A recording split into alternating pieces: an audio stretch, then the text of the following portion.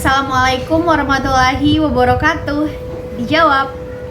We'll be back in the morning when the sun starts to rise. So mama, don't stress your mind. So mama, don't stress your mind. Selamat datang kembali di channel Ana Arunjaya. Sebelum saya lanjutin videonya, jangan lupa di subscribe channel ini. Jangan lupa juga untuk like videonya dan juga di share ke teman-teman kalian. Nah teman-teman, hari ini di video kali ini saya akan ngebahas tentang perbedaan antara lembaga bantuan hukum dengan advokat. Sebenarnya apa sih perbedaan LBH dengan advokat itu? Mari kita kupas. Teman-teman, pengaturan tentang lembaga bantuan hukum kita dapat melihatnya dalam Undang-Undang Nomor 16 Tahun 2011 tentang bantuan hukum.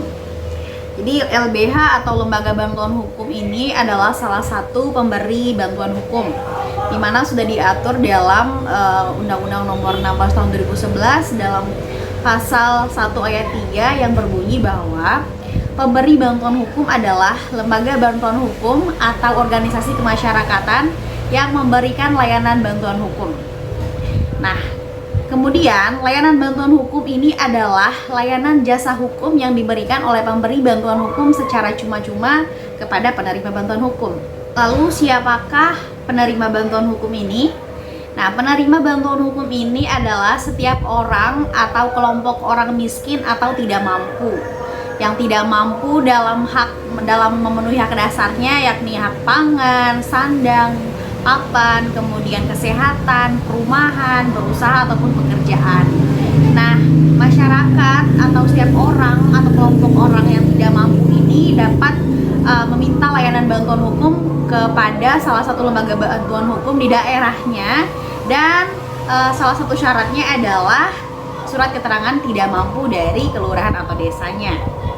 Bantuan hukum ini diberikan kepada penerima bantuan hukum yang mengalami masalah hukum, yaitu masalah hukum keperdataan, pidana, tata usaha negara, baik litigasi maupun non-litigasi, di mana layanan bantuan hukumnya ini meliputi mulai dari menjalankan kuasa, mendampingi, mewakili, membela, dan atau melakukan tindakan hukum lain sesuai dengan kepentingan hukum penerima bantuan hukum tadi. Lalu bagaimana dengan advokat? Advokat ini sendiri sudah diatur dalam Undang-Undang Nomor 18 Tahun 2003 tentang advokat, di mana dalam pasal 1 angka 1 Undang-Undang Advokat menyatakan bahwa advokat adalah seseorang yang berprofesi memberikan jasa hukum baik di dalam pengadilan maupun di luar pengadilan yang memenuhi persyaratan berdasarkan Undang-Undang Advokat. Nah, jasa hukum ini adalah jasa yang diberikan oleh advokat baik berupa konsultasi hukum, pendampingan hukum, menjalankan kuasa, kemudian mendampingi, mewakili, atau melakukan tindakan hukum lain sesuai dengan kepentingan hukum kliennya. Nah, dalam undang-undang advokat ini juga mengatur tentang bantuan hukum. Nah, bantuan hukum ini diberikan oleh advokat secara cuma-cuma kepada penerima bantuan hukum. Namun bantuan hukum dalam undang-undang advokat ini berbeda dengan konsep Undang-Undang Nomor 16 Tahun 2011 tentang bantuan hukum tadi.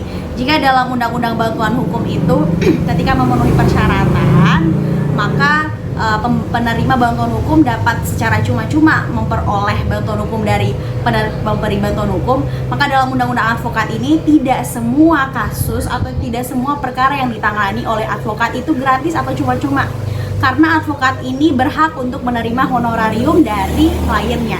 Nah, berapa dia honorarium yang diperoleh oleh advokat dari kliennya? Nanti saya akan ngebahas itu di video-video selanjutnya ya. Jadi teman-teman, ada 3 poin atau ada 3 kesimpulan yang bisa membedakan antara lembaga bantuan hukum dengan advokat. Yang pertama, lembaga bantuan hukum ini adalah sebuah organisasi, sedangkan advokat ini adalah individu.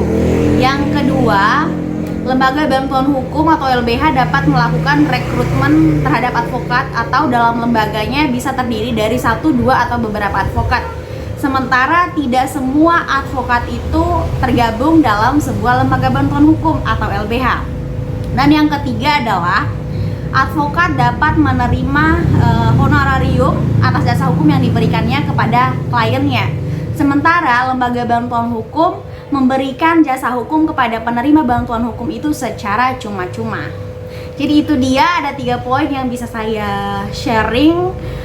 Dan terima kasih untuk kalian yang sudah nonton. Sekali lagi buat kalian, jangan hanya nonton tapi wajib subscribe channel ini biar aku semangat lagi untuk buat videonya. Dan wassalamualaikum warahmatullahi wabarakatuh.